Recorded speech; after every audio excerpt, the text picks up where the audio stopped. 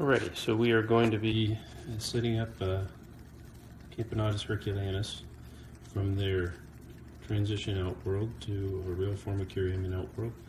This is what we keep our young colonies in after they get their first genetics and they're growing up a little bit until they get enough workers to go into a proper setup.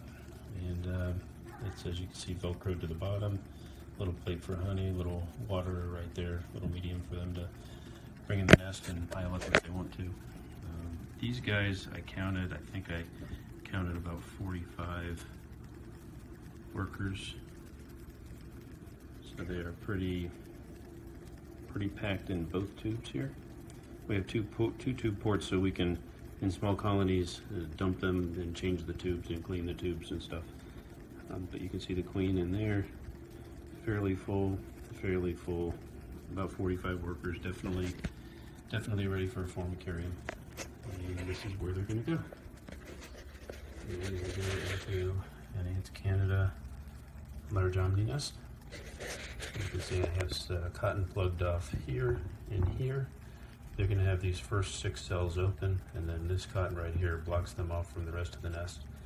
When they grow up, I'll pull this cotton out and they'll have 9 cells. When they grow up more, we'll take that cotton out and they'll have all 17 cells.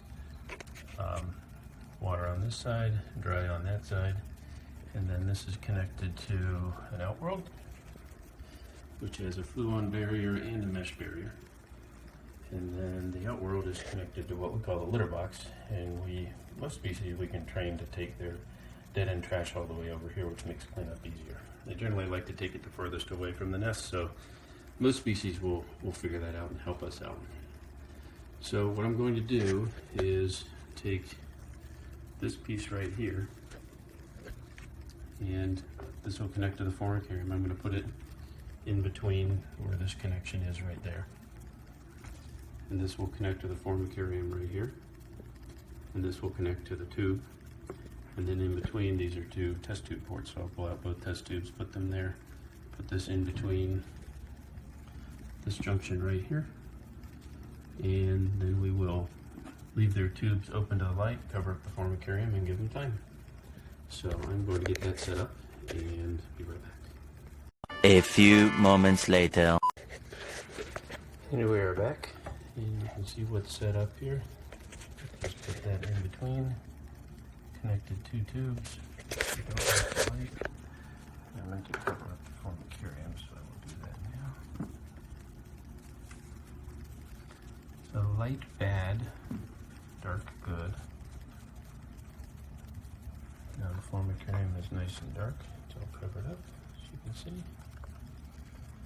And now we wait. There's a lot of activity. They're not at all happy. And on the other 2, a little bit less activity, but they're definitely not happy. So they will explore around, and the only dark place available is in the Formicarium. So that is going to be their setup.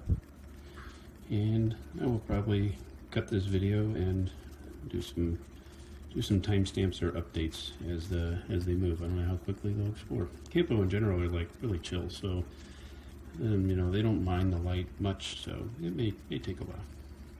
See ya. 1 week later. Okie dokie. So the hercs have moved in, and show you what it looks like. You gotta look at their Outworld already, a little water feeder and honey plate and all that, and there's some of them running around there. They've been active and out. They generally have a sentry in the tube protecting the nest. There she is right there. I don't know if you can even see her. I can never see on this small screen. So, but you will see that they have all moved in. And they are in the little trash that they've made.